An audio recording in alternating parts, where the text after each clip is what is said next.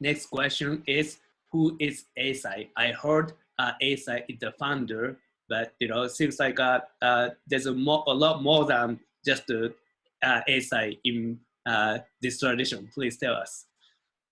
Yeah, well, Eisai was a great monk, Japanese monk, of course. And he was a Tendai Shu monk, the Tendai school.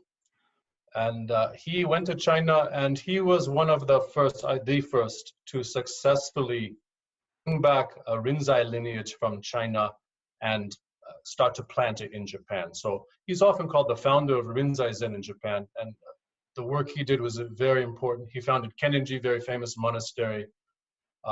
He had a lot of struggle to have this new Zen school accepted by the other Buddhist schools. He did a lot of work. But when we talk about the real origin of Rinzai Zen or planting of Rinzai Zen in Japan, a little later, we have some other famous teachers, Daito Kokushi, Kanzon again. These three masters.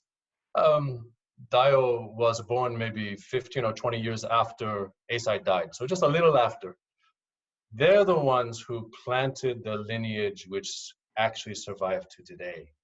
And those teachers are the ones we could say started to make a Zen distinctly Japanese character, not just imitating the Chinese school. So Eisai is very important, but there's many other teachers around that time when we get to the time of Daito Kokushi and Muso Soseki, people like that, who founded the famous monasteries in Kyoto, for example, Daitokuchi and the Tenryuji, places like that.